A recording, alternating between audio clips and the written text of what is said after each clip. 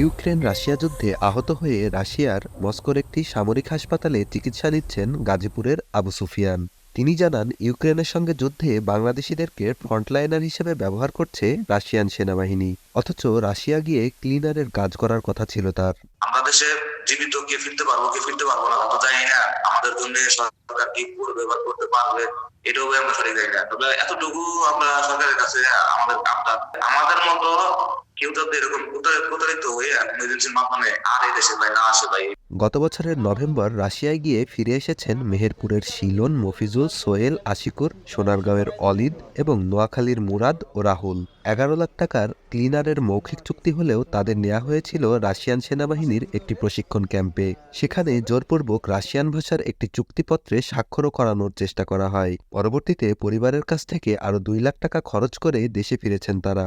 ভুক্তভোগীরা বলছেন, একবার চুক্তিপত্রে স্বাক্ষর করলে আর দেশে ফেরার কোনো সুযোগ নেই। এই পোশাক দেওয়ার পরে বাংলাদেশে যারা আছে তারা বলে তোরা যুদ্ধে যাবি, তোদের আজকে অস্ত্র দিয়ে দেবে, তোরা ৪৫ দিন ট্রেনিং করার পরে তোদেরকে সীমান্তে নিয়ে গিয়ে যুদ্ধ করাবে। বম পড়া দেখে মনে করেন যে আমার আরও আতঙ্ক ঢুকে গেছে। মানে রাত ৪টের দিকে যে বম পড়া শুরু হলো, মনে করেন ব্রাঙ্কারের ভিতরে লুকিয়েছিলাম। কোটি কোটি টাকাও থাকে, তাও আপনি কেউ যদি থাকে এখানে আপনি আনতে পারবেন না। যেসব ছেলেপিলেগুলো যাবো বলছে রাশিয়ায়, এবং যারা অলরেডি ভিসা পাইছে কোনো প্রকারে যেন রাশিয়ায় না যায়। ৩ কিস্তিতে ৬ লাখ টাকা খরচে যাওয়া যাচ্ছে রাশিয়া। বেতন হবে ৭০,০০০ থেকে ২.৫ লাখ টাকা পর্যন্ত।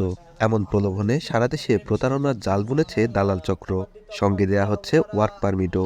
এমন লোভনীয় প্রস্তাবে শুধু মেহেরপুরের আমঝোপের একটি গ্রাম থেকেই দালাল চক্রের সঙ্গে চুক্তি করেছেন অর্ধশতাধিক যুবক। সৌদি আরবে ওমরার নাম করে নিয়ে গেছে, ওমরা করেছে, ওখানে ওমরা করি, ওখানে আলাদাভাবে তাদেরকে ঢুকাইছে। শুনছি যে সেখানে ফ্যাক্টরি ভিসা দেবে, যেহেতু এই জন্য আমি একটু যাওয়ার বেশি উদ্যত হয়েছি। দালাল চক্রের সন্ধান করতে গিয়ে দুটি এজেন্সির কল রেকর্ড আসে সময় সংবাদের হাতে। তবে সেনাবাহিনীর কাজের কথা অস্বীকার করেন তারা।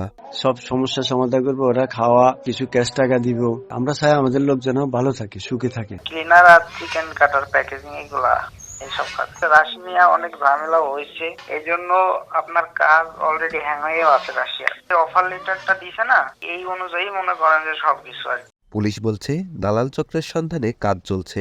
পাশাপাশি প্রতারকের ফাঁদে পা দিয়ে রাশিয়ায় না যাওয়ার পরামর্শ সংশ্লিষ্ট কর্মকর্তার। আমাদের ওয়েতে আমরা চেষ্টা করছি, দুটো এজেন্সির নাম পেয়েছি, আমরা চেষ্টা করছি এদেরকে ট্রেস করার জন্য, যাতে তারা সাবধান হন এবং না যান, জীবনটা যেন আগে বেঁচে থাকে, তারপর কাজের সন্ধান করি। রাশিয়া ছাড়াও আরও অনেক জায়গায় যাওয়ার আছে। রাশিয়ায় চিকিৎসারত আবু সুফিয়ানের দেয়া তথ্য মতে বর্তমানে সেখানে অন্তত ১,০০০ বাংলাদেশি রাশিয়ান সেনাবাহিনীর হয়ে কাজ করছে। বেনিয়ামিন, সময় সংবাদ, মেহেরপুর।